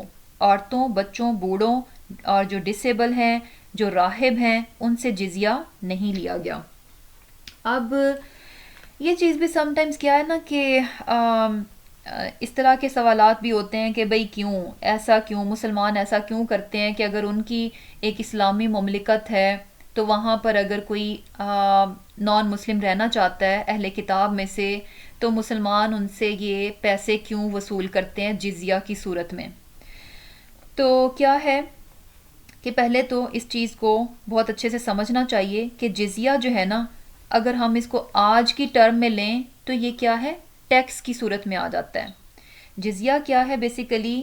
یہ وہ رقم ہے، یہ وہ اماؤنٹ ہے جو کہ اہل کتاب جو ہے کس کے بدلے میں دیتا ہے، کہ اس کے بدلے میں اسلامی مملکت جو ہے اس کی جان اور مال کی حفاظت کرے گی. یعنی ایک اہل کتاب جو ہے یہ جزیہ کیوں دیتا ہے، کس کے بدلے میں دیتا ہے؟ جزیہ بیسیکلی نا جزا سے ہے، جیسے کہتے ہیں نا کہ جزائے خیر، اللہ تعالیٰ آپ کو اس کا اچھا بدلہ دے. تو جزا کیا یعنی بدلہ. تو اہل کتاب جو ہے یہ جزیہ، یہ بدلہ جو ہے کس اس میں دیتا ہے، یہ رقم کس کے بدلے میں دیتا ہے، کہ اس کے ان ریٹرن جو ہے اس کو اس کے مال اور جان کی حفاظت جو ہے اس کی ذمہ دار کون ہے؟ اسلامی مملکت ہے. اور یہ چیز بھی کہ یعنی ایک تو یہ بھی کہ جان اور مال کی حفاظت جو ہے وہ مسلمانوں کی ذمہ داری ہے، اور اس کے ساتھ ساتھ کیا ہے کہ جو جسے کہہ لیں کہ جو اب اگر کوئی بھی مملکت ہے تو اس کی حفاظت کے لیے بھی آرمی وغیرہ ہوتی ہے، فوجیں ہوتی ہیں. تو وہ فوج کیا ہے، وہ یعنی اس پر یہ فرض نہیں ہے کہ وہ اس کے بدلے میں جو ہے نا اپنی کوئی بھی فوج میں کوئی سروس نہیں دے گا. یعنی فرض کریں کہ اگر اس ملک کو جنگ ہو رہی ہے اور ضرورت پڑ رہی ہے، تو ایسے میں مسلمان ہی آگے بڑھ کر جو ہے دشمن کا مقابلہ کریں گے، اور جو وہاں پر رہنے والے اہل کتاب ہیں ان کی جان اور مال کی حفاظت کریں گے. ایک جو اہل کتاب ہے وہ یہ صرف پیسے دے کر فارغ ہے، اب اس کی ذمہ داری نہیں ہے اس مملکت کی حفاظت میں حصہ ڈالنا. اب کس کی ذمہ داری ہے؟ صرف اور صرف مسلمانوں کی. کیونکہ دیکھیں کہ وہاں پر جیسے کہ ابھی آج کل تو تھوڑا سسٹم چینج ہو گیا نا کہ آرمیز ہیں ہر ملک کی، اس طرح سے جو کامن مین ہے، جو کامن پرسن ہے، اس کو تو جنگ کرنے کی ضرورت نہیں پڑتی، اس کو تو جنگ میں حصہ لینے کی ضرورت نہیں پڑتی. کون لڑتا ہے؟ فوجیں لڑتی ہیں. لیکن تب وہاں پر ایسا کچھ نہیں ہوتا تھا. جب بھی ضرورت پڑتی تھی تو وہ عام لوگ ہی ہوتے تھے جو کہ اٹھ کر جو ہے جنگ کے لیے جاتے اور حفاظت کرتے تھے اپنے لوگوں کی. تو وہاں پر اگر یعنی کہیں جگہ پر اگر یہ ہو جائے کہ ہاں جی جنگ کی جائے گی، تو جنگ جو ہے اگر جو لیڈر ہے مسلمانوں کا وہ کہہ دے کہ ہر مسلمان کو جنگ کے لیے نکلنا ہے، تو کوئی مسلمان انکار نہیں کر سکتا. پھر اس کے لیے کیا ہے، فرض عین بن جائے گا کہ اس کے جو لیڈر ہے اس نے یہ کہہ دیا کہ تمام کے تمام لوگ جو ہیں، تمام مسلمان جو ہیں وہ جنگ کے لیے جو ہے وہ نکلیں. تو کوئی مسلمان جو ہے نا پیچھے نہیں رہے گا، کیونکہ اب کیا ہو گیا، فرض عین ہو گیا. اور دوسری صورت میں کیا ہے، فرض کفایہ ہے کہ اگر سچویشن ایسی ہے کہ بس ٹھیک ہے جو مرضی سے یعنی جو لوگ جانا چاہ رہے ہیں وہ چلے جائیں اور جو نہیں جانا چاہ رہے تو نہ جائیں. تو پھر کیا ہے، فرض کفایہ ہے کہ کچھ لوگ بھی مسلمانوں میں سے چلے جائیں گے تو وہ سبھی کی طرف سے جو ہے وہ فرض جو ہے وہ ادا ہو جائے گا. اب اگر جو ہے ایسی سچویشن آئے اور لیڈر یہ کال کرتا ہے کہ سارے کے سارے لوگ جو ہیں وہ جنگ کے لیے نکلیں، تو ایسے میں بھی اگر وہاں پر اہل کتاب جو کہ جزیہ دے کر رہ رہے ہیں تو ان پر یہ لازم نہیں ہوگا کہ وہ نکلیں، وہ قطعاً نہیں نکلیں گے، بلکہ کون نکلے گا؟ صرف اور صرف مسلمان نکلیں گے ان ذمیوں کی بھی حفاظت کرنے کے لیے۔ تو بیسیکلی کیا ہے کہ اور یہ چیز بھی کہ ان سے جو ہے زکوٰۃ نہیں لی جاتی۔ زکوٰۃ کون دیتے ہیں؟ مسلمان دیتے ہیں۔ اگر مسلمان ایک ملک میں رہ رہے ہیں تو ان سے کیا ہے کہ ایک مسلمان جو ہے اسے ہر صورت میں زکوٰۃ دینی ہے، اور جو کہ ہم دیکھتے ہیں کہ جب کچھ لوگوں نے زکوٰۃ سے انکار کیا تو حضرت ابوبکر صدیق رضی اللہ تعالیٰ عنہ جو تھے انہوں نے ان کے اگینسٹ جو ہے وہ ایکشن لیا، یعنی یہ لازم تھا کہ ہر مسلمان جو ہے وہ زکوٰۃ ادا کرے۔ تو بیسیکلی اب یہ چیز جو ہے چونکہ جزیہ کی صورت میں آتی ہے تو ہمیں لگتا ہے کہ وہ پتہ نہیں اہل کتاب کے ساتھ یہ کوئی زیادتی تھی کہ مسلمان ان سے جو ہے ان کو اپنے ملک میں اس شرط پر رہنے دیتے ہیں کہ اچھا وہ جزیہ دیں تو وہ رہ سکتے ہیں۔ تو بیسیکلی جزیہ جو ہے وہ کس کے بدلے میں وہ دیتے ہیں کہ ان کی جان اور مال کی حفاظت اب مسلمانوں کی ذمہ داری ہے، وہ اس چیز میں حصے دار نہیں بنیں گے۔ اگر کہیں پر بھی ضرورت پڑ گئی ہے تو وہ پیچھے رہیں گے، مسلمان آگے بڑھ کر جو ہے ان کی جان اور مال کی حفاظت کریں گے۔ اور ایک اور چیز بھی کہ جیسے کہ اب یہاں پر دیکھا جائے کہ کیا ہے کہ ایک یعنی جزیہ جو ہے نا، اس کو اگر ہم آج کی ٹرم میں دیکھیں تو یہ کیا ہے؟ ٹیکس ہے۔ اب اگر ہم یہاں پر رہتے ہیں تو اب یہ کہا جائے کہ بھئی جو صرف یہاں کے رہنے والے اوریجنل لوگ ہیں وہی ٹیکس دیں، جو بعد میں یہاں آ کر رہ رہے ہیں جو کہ اوریجنلی یہاں کے نہیں ہیں تو وہ ٹیکس نہ دیں، تو یہ کیا ہے؟ سراسر زیادتی ہوگی، کیونکہ جہاں جس اسٹیٹ میں آپ رہ رہے ہیں وہاں وہ حکومت جو ہے آپ کو بہت ساری فیسلٹیز پرووائڈ کرتی ہے، ہر طرح سے آپ کو جو ہے سہولتیں مہیا کرتی ہے۔ تو وہ ساری چیزیں کس سے ہوتی ہیں؟ یہ لوگوں ہی سے پیسہ لیا جاتا ہے۔ تو یہ بیسیکلی کوئی زیادتی نہیں ہوتی، یہ ٹیکس بھی جو ہم ادا کرتے ہیں یہ کوئی زیادتی نہیں ہوتی، یہ کیا ہے؟ ہماری ہی فلاح و بہبود کے لیے، ہمیں ہی سہولتیں دینے کے لیے جو ہے ان کو خرچ کیا جاتا ہے۔ تو یہاں پر بھی کیا تھا کہ جو جزیہ دیا جا رہا تھا تو ان ریٹرن ان کی جو ہے ان کو حفاظت کی جو ہے وہ گارنٹی دی جا رہی تھی کہ ان کی جان اور مال جو ہے ان کی حفاظت کی ذمہ داری کن پر ہے؟ مسلمانوں پر ہے۔ اور یہ چیز بھی کہ یہ جو جزیہ ہے اب یہ بھی دیکھا جائے کہ ایسا نہیں تھا کہ یہ کوئی نئی ٹرم تھی جو کہ مسلمانوں نے ایجاد کی، بلکہ اس سے پہلے بھی عرب میں یہ چیز تھی، جزیہ جو ہے وہاں پر لیا جاتا تھا۔ اور جیسے کہ ہمیں یہ بھی پتہ چلتا ہے نا کہ جو نجران سے ایک عیسائیوں کا وفد آیا تھا مسلمان آصلی وسلم سے ملاقات کرنے کے لیے، اور انہوں نے آ کر آصلی وسلم سے عیسیٰ علیہ السلام کے بارے میں پوچھا تھا، اور یہ چیز ہم نے پڑھی تھی کہ سورہ آل عمران میں جو ہے وہ ساری پھر آیات نازل ہوئی تھیں جس میں عیسیٰ علیہ السلام کی جو حقیقت ہے کہ اصل میں وہ کون ہے کیا ہے، تو وہ سارا کچھ بتایا گیا۔ اب یہ ساری آیات نازل ہوئیں اور ان کو ساری حقیقت بتا دی گئی، لیکن اس کے باوجود بھی کیا تھا کہ وہ جو عیسائی وفد تھا انہوں نے اس چیز کو قبول نہیں کیا اور اپنی ہی بات پر اڑے رہے کہ عیسیٰ علیہ السلام کیا ہیں؟ کہ اللہ تعالیٰ کے نعوذ باللہ بیٹے ہیں۔ تو وہاں پر جو ہے اب کیا تھا کہ اس وفد کے بارے میں بھی ہمیں اب کیا ہوا تھا کہ بعد میں بات ان کی مباہلہ پر چلی گئی تھی، یعنی اب وہ اپنی بات پر تھے اور آپ صلی اللہ علیہ وسلم ظاہر سی بات ہے جو سچ ہے جو حقیقت ہے وہ ان کو بتا رہے تھے۔ تو وہاں پر جو ہے نا کیا طے ہوا تھا کہ آپس میں مباہلہ کیا جائے۔ مباہلہ کیا ہے کہ دونوں فریقین جو ہیں ایک دوسرے پر جو ہے وہ لعنت کریں گے کہ ہم میں سے جو جھوٹا ہے اس پر اللہ تعالیٰ کی لعنت ہو اور وہ برباد ہو جائے۔ تو آصلی وسلم اس مباہلہ کے لیے تیار ہو گئے، اور نیکسٹ ڈے جس دن مباہلہ ہونا تھا آصلی وسلم جو ہے حضرت فاطمہ رضی اللہ تعالیٰ عنہ کے ساتھ اور حضرت حسن حسین رضی اللہ تعالیٰ عنہما اور حضرت علی رضی اللہ تعالیٰ عنہ کے ساتھ جو ہے وہ آ گئے، کیونکہ مباہلہ کیسے ہونا تھا کہ تم بھی اپنے بیوی بچوں کو سب کو لے کر آؤ، اپنی عورتوں کو، اور ہم بھی لے کر آتے ہیں۔ تو آصلی وسلم بھی نکلے اور یہ دیکھ کر جو ہے عیسائی ڈر گئے، اور وہاں ان پر یہ بات واضح ہو گئی تھی کہ یہ دین سچا ہے، اور اسی لیے ڈر کر جو ہے انہوں نے مباہلہ سے انکار کر دیا، اور یعنی اس بات پر وہ راضی ہو گئے کہ ہم جو ہے آپ ہم سے جزیہ لے لیں، یعنی ہم مباہلہ نہیں کرتے، آپ کے مقابلے میں ہم نہیں آتے، بلکہ ہم نے اطاعت قبول کی، اور ہم کیا ہے یعنی ہم اپنے دین پر قائم رہنا چاہتے ہیں، ہم اپنے دین کو نہیں چھوڑتے، لیکن آپ ہم سے جزیہ لے لیں. اور یہ چیز جو تھی آپ صلی اللہ علیہ وسلم نے پھر قبول کر لی تھی.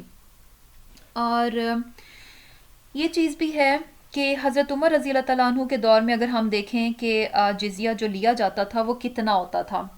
جو وہاں کی ایلیٹ کلاس تھی ان سے 4 درہم جو ہے وہ جزیہ لیا جاتا تھا. اور درہم کیا ہے؟ ایک سلور کوائن جو ہے نا، اس کو درہم کہا جاتا ہے. اور جو مڈل کلاس تھی اس سے 2 درہم لیے جاتے تھے، اور جو اس سے بھی لو آ جاتے ان سے 1 درہم لیا جاتا تھا. اور وہی بات ہے کہ جیسے کہ جو عورتیں تھیں، بچے تھے، بوڑھے تھے، اور جو ان کے راہب تھے، تو ان سے جو ہے جزیہ نہیں لیا جاتا تھا. اور یہ چیز بھی ہم دیکھتے ہیں کہ یعنی جزیہ بیسیکلی کیا ہے کہ وہ اپنی حفاظت کی، اپنے مال اور جان کی حفاظت کے بدلے کے طور پر مسلمانوں کو دیتے تھے. اور یہ چیز بھی ہم دیکھتے ہیں کہ مسلمانوں کی آنیسٹی ہمیں پتہ چلتی ہے کہ اس معاملے میں وہ اتنے زیادہ آنیسٹ تھے کہ جس کام کے لیے وہ جزیہ وصول کرتے تھے، اگر وہ کام وہ نہیں کر پا رہے ہوتے تھے تو وہ جزیہ ان کو، اہل کتاب کو واپس کر دیتے تھے. جیسے کہ ہمیں پتہ چلتا ہے کہ حضرت ابو عبیدہ جو ہیں کہیں پر یعنی ان کا لشکر تھا، اب ان کو کہیں اور آگے نکلنا تھا. اب وہاں کے جو اہل کتاب تھے ان سے انہوں نے جزیہ لیا، لیکن جب ان کو آگے جانا پڑ گیا تو انہوں نے ان کا جزیہ جو تھا وہ واپس کر دیا. کیوں واپس کر دیا؟ کہ اب جو ہے ہم تمہاری حفاظت نہیں کر سکتے، تو کیا ہے کہ ہم اس بات کو ڈیزرو بھی نہیں کرتے کہ ہم اس جزیے کو جو ہے وہ اپنے پاس رکھیں. اور اسی طرح یعنی کیا ہے کہ یہ چیز بھی ہمیں صحابہ کی مثالوں میں سے پتہ چلتی ہے کہ انہوں نے یعنی لیا ہوا جزیہ بھی واپس کر دیا. کیوں واپس کر دیا؟ کیونکہ وہ اس پوزیشن میں نہیں تھے کہ اہل کتاب کو، ذمی کون ہے؟ اہل کتاب جو کہ مسلمان کی حکومت میں، مسلمان کے تحت جو ہے وہ رہ رہا ہے جزیہ دے کر. تو جب وہ مسلمان ان ذمیوں کی حفاظت نہیں کر پاتے تھے تو ان کو جزیہ بھی وہ ایمانداری کے ساتھ واپس کر دیتے تھے. اور یہ چیز بھی ہے کہ اگر ان کو یہ کہا گیا کہ وہ جزیہ دے کر جو ہے ایک اسلامی مملکت میں اپنے دین پر قائم رہ سکتے ہیں، تو وہاں جہاں ایک طرف ان سے جزیہ لیا گیا تو دوسری طرف جو ہے ان کی بہت زیادہ، جسے کہہ لیں کہ ان کو رائٹس بھی دیے گئے. کس طرح سے؟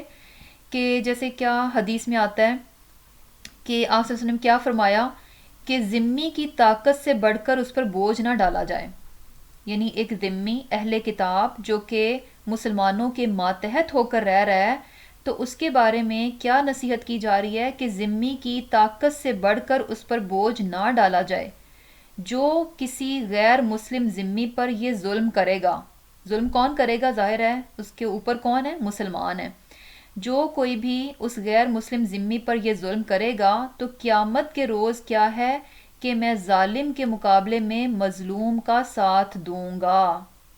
آپ صلی اللہ علیہ وسلم نے کیا فرمایا کہ میں ظالم کے مقابلے میں مظلوم کا ساتھ دوں گا. اور وہاں پر مظلوم کون ہے؟ غیر مسلم ذمی ہے. اور ظالم کون ہے؟ مسلمان ہے. تو سبحان اللہ، یعنی اتنا زیادہ جو ہے رائٹس کا وہاں پر خیال رکھا گیا کہ اگر جو ہے ان کے ساتھ کوئی زیادتی کی جائے گی تو ایسے میں آپ صلی اللہ علیہ وسلم جو ہے نا یہ سوچ کر کہ یہ مسلمان ہے میں اس کا ساتھ دوں، ایسا نہیں ہوگا، بلکہ وہاں پر جو ہے نا غیر مسلم ذمی کی جو ہے آپ صلی اللہ علیہ وسلم حمایت کریں گے. اور پھر یہ چیز بھی کہی جا رہی ہے کہ یہ جزیہ کیسے دیں گے؟ این یا دن، اپنے ہاتھ سے، وہم صاغرون، ذلیل ہو کر. اپنے ہاتھ سے کس طرح سے؟ کہ یعنی فزیکلی جا کر جو ہے ان کو بیت المال میں جمع کرانا پڑے گا، خود سے جا کر جو ہے وہ بیت المال میں جمع کرا دیں. اور اس کی ایک تفسیر یہ بھی کی گئی ہے کہ این یا دن کیا ہے؟ یعنی ہاتھ کے مطابق، یعنی اپنی کیپیسٹی کے مطابق، یعنی جتنا بھی کوئی افورڈ کر سکتا ہے اس کے مطابق ان کو جزیہ جو ہے وہ دینا پڑے گا. اور یہ کہ یعنی امیجیٹ ہونا چاہیے، ایسے نہیں کہ کوئی کتابی کہ اچھا میرا وہ فلاں نے ادھار دینا ہے تو وہ تم جا کے وہاں سے لے لو، وہ میں جزیے کے طور پر تمہیں دیتا ہوں. ایسے نہیں ہو سکتا نا، یعنی خود سے جو ہے ان کیش جو ہے ان کو پکڑانا پڑے گا. اور ساغرون کیا مطلب ہے؟ کہ ذلیل ہو کر رہیں، پست ہو کر رہیں. کہ ظاہر سی بات ہے کہ جب انہوں نے ماتحتی کو قبول کر لیا ہے تو اب کیا ہے کہ وہ مسلم جو وہاں کی حکومت ہے، مسلمان حکومت ہے، تو وہاں پر وہ ماتحت بن کر رہیں گے، پھر جو ہے اوپر اٹھ کر نہیں رہیں گے، بلکہ کیا ہے کہ ماتحت بن کر جو ہے وہ رہیں گے۔ اور پھر اللہ تعالیٰ فرما رہے ہیں وقالت، اور کہا الیہود، یہود نے، عزیر، عزیر علیہ السلام ابن اللہ، اللہ کا بیٹا ہے۔ وقالت، اور کہا النصارى، نصارہ نے، المسیح ابن اللہ، کہ مسیح کیا ہیں؟ اللہ کے بیٹے ہیں۔ ذالک، یہ یعنی یہ باتیں، ذالک قولہم، یہ باتیں ہیں ان کی، بافواہہم، ان کے منہ کی، یداہئون، وہ مشابہت کرتے ہیں، قولا، باتوں میں، الذین، ان لوگوں کی جو کفروا، کافر تھے، من قبل، اس سے پہلے، قاتلہم اللہ، ہلاک کرے ان کو اللہ، انا، کہاں، یؤفکون، بہکے جاتے ہیں۔ اب یہاں پر جو ہے جیسے کہ پیچھے یہ کہا گیا کہ یہ وہ لوگ ہیں اہل کتاب جو کہ اللہ پر یقین نہیں رکھتے، اللہ پر ایمان نہیں لاتے، روز آخرت پر ایمان نہیں لاتے، تو آگے جو ہے نا وہ ریزنز بھی بتا دی گئیں کہ ان کا ایمان، جو یہ کہتے تو ہیں کہ ہم ایمان لاتے ہیں اللہ تعالیٰ پر، لیکن اللہ تعالیٰ ان کے ایمان کو قبول نہیں کر رہے، تو اس کی جو ہے نا اللہ تعالیٰ نے وجہ بھی بتا دی کہ کیا ہے، کہ یہ یہود کون ہے، یہ عزیر علیہ السلام کو اللہ تعالیٰ کا بیٹا بناتے ہیں، اور نصارہ کیا ہیں، یہ حضرت عیسیٰ علیہ السلام کو اللہ تعالیٰ کا بیٹا بناتے ہیں۔ اور یہ جو بھی باتیں کرتے ہیں، ان کے عقائد میں جتنی بھی پرابلمز ہیں، جتنی بھی خرابیاں ہیں، یہ سب کیا ہیں؟ قولہم بافواہہم، سراسر جھوٹ پر مبنی ہے، صرف ان کی منہ کی باتیں ہیں، ان کی کوئی بھی حقیقت نہیں ہے، یعنی بیسیکلی کیا ہے؟ جھوٹی باتیں ہیں۔ اور یہ جھوٹی باتیں انہوں نے کہاں سے سیکھی ہیں؟ کیونکہ اللہ تعالیٰ نے تو، اللہ کے رسولوں نے تو ان کو یہ باتیں نہیں بتائیں، حضرت موسیٰ علیہ السلام نے تو یہ بات نہیں بتائی تھی ان کو، نہ ہی جو ہے حضرت عیسیٰ علیہ السلام نے اپنے بارے میں یہ کہا کہ وہ اللہ تعالیٰ کے بیٹے ہیں، یا پھر یہ کہ وہی خدا ہیں، ایسی کوئی بھی بات عیسیٰ علیہ السلام نے نہیں کی۔ اب یہ ساری چیزیں ان میں آئیں کہاں سے؟ یہ ان کے عقیدے اس طرح سے غلط ہو کیوں گئے؟ تو اللہ تعالیٰ فرما رہے ہیں کہ یہ لوگ کیا ہیں؟ یہ اسی کافر قوم کی طرح کی باتیں کرتے ہیں جو کہ ان سے پہلے تھیں۔ اور بیسیکلی ہم دیکھیں کہ یہ جو عیسائیوں میں یہ جو ٹرینٹی ہے، اور یہ کہ خدا کے بیٹے اور بیٹیاں بنانا، یہ سارا کچھ کیا ہے کہ یہ جو یونانی لوگ تھے ان میں یہ سارے کانسیپٹس تھے، تین خداؤں کا اور بیٹے بیٹیوں کا، کہ خدا کے بیٹے بھی ہیں، بیٹیاں بھی ہیں، اور اس طرح سے یہ ساری چیزیں کیا تھیں، اور یہ جو روح کا کانسیپٹ ہے، یہ سارا کیا تھا؟ یہ یونانیوں میں تھا۔ تو یہ ان کے اپنے عقائد نہیں ہیں، بلکہ کیا ہے؟ یہ انہوں نے کن کی مشابہت کر لی، کن کے عقائد لے لیے؟ اس قوم کے جو کہ ان سے پہلے کیا تھی؟ کفر ہی پر تھی۔ تو بیسیکلی یعنی پہلی کافر قوموں کے عقائد جو ہیں وہ انہوں نے اپنا لیے ہیں۔ تو ایسے میں کیا کہا؟ قاتلہم اللہ، یعنی ہلاک کرے اللہ ان کو، اور یہ بیسیکلی کیا ہے؟ لعنت کا کلمہ ہے کہ انا یؤفکون، کہ کہاں یہ جو ہے وہ بہکے جاتے ہیں، یعنی سیدھی بات سے جو ہے ہٹ کر کس طرح سے جو ہے وہ غلط بات کی طرف یہ لوگ چلے گئے ہیں۔ اتخذو، اب مزید ان کا بتایا جا رہا ہے کہ ان کے اور کیا کیا، یعنی ان میں برائیاں ہیں۔ اتخذو، انہوں نے بنا لیا، احبارہم، اپنے علماء کو، و رہبانہم، اور اپنے درویشوں کو، اربابن، پروردگار یعنی رب، من دون اللہ، سوائے اللہ کے، والمسیح، اور مسیح ابن مریم، مریم کے بیٹے، وما، اور نہیں، امرو، ان کو حکم تھا، یعنی تورات اور انجیل میں ان کو یہ حکم نہیں تھا، بلکہ تورات اور انجیل میں کیا حکم تھا؟ الا، مگر، لیعبدو، کہ یہ عبادت کریں، الہ واحدہ، ایک ہی خدا کی۔ یعنی یہ چیزیں جو ہیں، جو کچھ بھی انہوں نے کیا، انہوں نے کیا کیا؟ جو اہل کتاب ہیں، اپنے علماء کو اور اپنے درویشوں کو، یہاں احبار اور رہبان کی بات آ رہی ہے۔ احبار بیسیکلی جو ہے یہ کون ہیں؟ جو کہ اسکالرز ہیں۔ اسکالرز مین جن کے پاس دین کا بہت زیادہ علم ہے، جن کا کام دین کو پڑھنا، سمجھنا اور لکھنے لکھانے سے جن کا تعلق ہے، اسکالرز۔ اور رہبان کون ہیں؟ جو کہ یعنی جنہوں نے زہد اختیار کر رکھا ہے، جو کہ اپنی بہت زیادہ عبادت میں لگے رہتے ہیں۔ تو بیسیکلی یہ دونوں جو ہیں، جو راہب اور احبار ہیں، اہل کتاب نے کیا کیا؟ ان کو ہی اپنا رب بنا لیا۔ اب ان کو انہوں نے اپنا رب کیسے بنا لیا؟ کہ جیسے کہ کیا آتا ہے کہ یعنی بیسیکلی ایک حدیث سے ہمیں پتہ چلتا ہے کہ انہوں نے، اہل کتاب نے، اپنے جو عالم ہیں، جو اپنے راہب ہیں، جو درویش ہیں، ان کو رب کی جگہ کیسے دے دی، انہی کو اپنا رب کیسے مان لیا. کہ ایک حدیث میں آتا ہے کہ عدی بن حاتم جو ہیں انہوں نے، جو کہ پہلے عدی کیا ہے کہ یہ ایک عیسائی تھے اسلام قبول کرنے سے پہلے، انہوں نے جو ہے جب اسلام قبول کر لیا تو اس کے بعد رسول اللہ صلی اللہ علیہ وسلم سے یہ سوال کیا کہ یا رسول اللہ کہ ہم نے تو کبھی اپنے علماء کی، کبھی راہبوں کی عبادت نہیں کی، تو پھر ہمارے بارے میں یہ بات قرآن میں کیوں کہی گئی کہ ہم نے اپنے عالموں کو اور اپنے درویشوں کو اپنا رب بنا لیا ہے؟ تو آپ صلی اللہ علیہ وسلم نے یہ فرمایا کہ کیا ایسا نہیں ہے کہ تم نے جو تمہارے عالم اور راہب جس چیز کو حرام قرار دے دیں اس کو تم حرام جانتے ہو، جس کو وہ حلال قرار دے دیں اس کو تم حلال قرار دیتے ہو. یعنی اس بات سے بالکل قطع نظر کہ اللہ کی کتاب میں کیا حلال ہے کیا حرام ہے اس کو بالکل پیچھے ڈال دیتے ہو، اور تمہارے لیے اہم کس کی بات بن جاتی ہے، چونکہ اسکالر نے کہہ دیا یہ حلال ہے تو حلال ہے، اب چاہے وہ اصل میں چیز حرام ہی کیوں نہ ہو، لیکن چونکہ اسکالر نے کہہ دیا تو وہ کیا ہے کہ اس کی بات کو لیں گے. اور اگر اسکالر جو ہے وہ حلال چیز کو حرام بنا دے تو بھی کیا ہے اللہ کے حکم کو پیچھے ڈال کر وہ اس کے حکم کو لے لیں گے. تو آپ صلی اللہ علیہ وسلم نے فرمایا کہ یہ کیا ہے، یہ رب بنانا نہیں تو اور کیا ہے. یعنی بیسیکلی کیونکہ حلال اور حرام، یہ بات ذہن میں رکھنی چاہیے کہ حلال اور حرام یہ کیا ہے، صرف اور صرف اللہ تعالیٰ ہی کی طرف سے جو ہے بتایا جائے گا کہ کیا حلال ہے کیا حرام ہے، کیونکہ شریعت جو ہے نا اس کے بنانے کا حق کسی نبی کو بھی نہیں دیا گیا. کوئی نبی بھی اپنی مرضی سے چیزوں کو حلال اور حرام نہیں کہہ سکتا کہ یہ حلال ہے یہ حرام ہے. حلال اور حرام جو ہے خالص اللہ تعالیٰ ہی جو ہے وہ تجویز کرتے ہیں، بتاتے ہیں کہ یہ حلال ہے یہ حرام ہے. تو جب انسان جو ہے انسانوں کے حلال اور حرام کو لے گا تو اس کا مطلب کیا ہے، اس نے اللہ کو چھوڑ کر اسی کو ہی اپنا رب بنا لیا، کیونکہ اس کا اختیار حلال اور حرام کا اختیار کس کے پاس ہے، صرف اور صرف اللہ تعالیٰ کے پاس. اور پھر کیا ہے یہاں پر یہ چیز بھی واضح کر دی گئی کہ یہ چیز جو ہے کہ جس طرح سے انہوں نے اپنے احبار کو اور اپنے رہبان کو اور مسیح علیہ السلام کو جو ہے اپنا خدا بنا لیا، حالانکہ تورات اور انجیل میں وما امروا ان کو یہ حکم نہیں دیا گیا تھا، تورات اور انجیل میں قطعاً ان کو یہ حکم نہیں دیا گیا تھا کہ یہ ان چیزوں کو جو ہے وہ اپنا رب بنا لیں، بلکہ کیا ہے صرف اور صرف یہ حکم دیا گیا تھا لِيَعْبُدُوا إِلَٰهٌ وَاحِدًا کہ ایک اللہ کی عبادت کریں. تورات اور انجیل میں بھی صرف اور صرف ایک اللہ ہی کی عبادت کا جو ہے وہ حکم دیا گیا ہے. اور پھر کیا ہے لا الہ الا ہو کہ اللہ کے سوا کوئی معبود نہیں، سبحانہ اما یشرکون کہ اللہ سبحانہ تعالیٰ جو ہے ان تمام چیزوں سے بالکل پاک ہیں جن کو کہ وہ اللہ تعالیٰ کے ساتھ جو ہے وہ شریک ٹھہراتے ہیں. اور پھر کیا ہے یریدون وہ چاہتے ہیں ان کے یطفئوا کہ بجھا دیں نور اللہ اللہ کی روشنی کو. اللہ کی روشنی کون سی ہے؟ دین اسلام کی روشنی.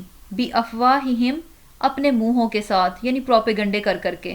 وَيَأْبَى اللَّهُ اور نہ مانے گا اللہ الا مگر ان یہ کہ یتم پورا کرے نورہ اپنے نور کو، یعنی اپنے دین کو. وَلَوْ كَرِهَ الْكَافِرُونَ اگرچہ کفار کو برا ہی کیوں نہ لگے.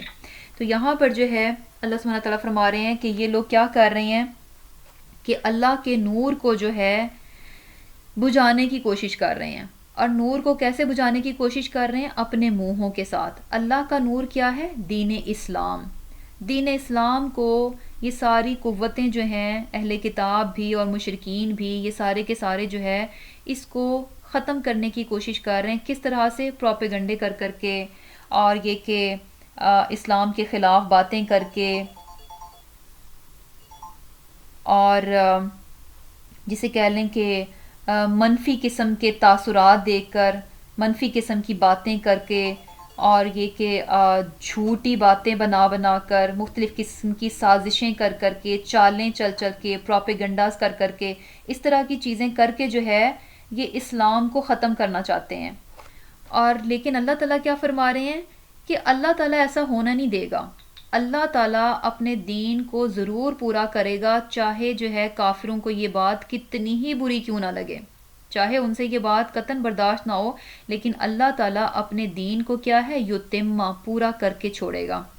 اور پھر کیا ہے هو الذی وہی ہے جس نے ارسلہ بھیجا رسولہ اپنے پیغمبر یعنی صلی اللہ علیہ وسلم کو بالہدا ہدایت کے ساتھ یعنی قرآن کے ساتھ، و دین الحق کی اور دین حق کے ساتھ، لیظہرہ تاکہ غالب کرے اس کو یعنی دین اسلام کو، علی الدینی دینوں پر، کلی تمام کے تمام دینوں پر دین حق جو ہے اسلام کو جو ہے وہ غالب کر دے، ولو کرہ المشرکون اگرچہ برا ہی لگے مشرکین کو۔ اب اللہ تعالیٰ فرما رہے ہیں کہ اللہ تعالیٰ تو وہ ذات ہے کہ جس نے اپنے رسول کو بھیجا صلی اللہ علیہ وسلم کو کس کے ساتھ؟ قرآن کے ساتھ اور دین حق کے ساتھ۔ دین حق کیا ہے؟ اسلام ہے۔ اور یہ سارا کچھ اس لیے تو نہیں بھیجا گیا تھا، یعنی آپ صلی اللہ علیہ وسلم کو بھیجا گیا، قرآن کو بھیجا گیا، اسلام کو بھیجا گیا، اس لیے تو نہیں بھیجا گیا تھا کہ لوگ جو ہے اس دین کو دبا دیں، اس دین کو ختم کر دیں، حق کو سرے سے جو ہے مٹا دیں، بالکل اس کو ختم کر دیں، اس لیے تو نہیں بھیجا گیا تھا، بلکہ کیوں بھیجا گیا؟ لِيُظْهِرَهُ عَلَى الدِّينِ كُلِّهِ کہ تمام دینوں پر جو ہے اس دین کو غالب کر دیا جائے۔ اور یہ چیز بھی دیکھیں کہ اب یہاں پر جو ہے یعنی دین کو ظاہر کرنا کس طرح سے ہے کہ تمام دینوں پر کس طرح سے یہ ظاہر ہو جائے کہ یہ دین جو ہے ہر ایک کے لیے جو ہے نا فیملیئر ہو جائے، یعنی ہر ایک تک جو ہے نا یہ پہنچ جائے کہ ہاں یہ دین بھی ایگزسٹ کرتا ہے۔ اور یہ چیز سبحان اللہ ہے کہ اسلام ایک ایسا دین نہیں ہے کہ جس کے بارے میں کوئی سن کر کہے کہ اچھا یہ کیا چیز ہے، اسلام کس کا نام ہے، ایسا تو نہیں ہے۔ کوئی اور دین ایسا ہو سکتا ہے جس کے بارے میں کسی کو نہ پتا ہو، لیکن اسلام ایک ایسا دین ہے جس کے بارے میں ہر کوئی جانتا ہے کہ اسلام کیا ہے، کہ یہ ایک دین ہے، بطور دین جو ہے یہ ایگزسٹ کرتا ہے، اور سبھی جو ہے اس کو بطور دین جو ہے وہ جانتے ہیں۔ اور پھر کیا ہے کہ لیظہرہ میں دوسری چیز کیا آتی ہے کہ یہ تمام دینوں پر جو ہے وہ چھا جائے۔ اب تمام دینوں پر کیسے چھا جائے؟ اب بظاہر تو ہمیں نظر نہیں آتا کہ دین جو ہے وہ اسلام جو ہے تمام ادیان پر غالب ہے، یعنی بیسیکلی یہاں پر جو مین چیز ہمیں نظر آ رہی ہے وہ کیا ہے کہ یہاں پر یہ نہیں کہا گیا کہ جو اسلام کے فالوورز ہیں، جو اسلام کی پیروی کرنے والے مسلمان ہیں، وہ تمام لوگوں پر غالب آئیں گے۔ مسلمانوں کے غالب ہونے کی بات نہیں ہو رہی یہاں پر، جو ہے دین کے غالب ہونے کی بات ہو رہی ہے کہ دین کو جو ہے ہر صورت باقی ادیان پر جو ہے وہ غالب کیا جائے گا۔ اور کس طرح سے غالب کیا جائے گا کہ دین کس طرح سے غالب ہے کہ کہیں پر بھی یعنی کیا ہے کہ کوئی بھی شخص جو ہے جتنی مرضی کوشش کر لے دین میں جو ہے نا کوئی نقص نہیں تلاش کر سکتا۔ یعنی کیا ہے کہ جو بھی اگر کوئی وہ اپنی طرف سے لے کر آتا ہے کہ اچھا اسلام میں یہ عیب ہے، اسلام میں یہ نقص ہے، اسلام میں یہ برائی ہے، ہر چیز کے دلائل جو ہیں، ہر چیز کے دلائل جو ہے نا اسلام میں موجود ہیں۔ یعنی بیسیکلی دین اسلام کو دلائل کے اعتبار سے کوئی نہیں ہرا سکتا، دلائل کے ساتھ کوئی بھی اسلام کو جھوٹا پروو نہیں کر سکتا۔ یعنی کیا ہے کہ دین جو ہے یہ ایک ایسا دین ہے، سچا دین ہے کہ باقی دین کیا ہے ان کو آپ اسلام کے دلائل کے ساتھ ان کو آپ جھوٹا ثابت کر سکتے ہیں، لیکن کوئی دوسرا دین جو ہے کسی بھی دلیل کے ساتھ جو ہے اسلام کو غلط جو ہے وہ ثابت نہیں کر سکتا۔ تو اپنے دلائل کے اعتبار سے کیا ہے یہ غالب ہے، تمام ادیان پر اپنے دلائل کے اعتبار سے کیا ہے غالب ہے، اور یہ ہمیشہ رہے گا۔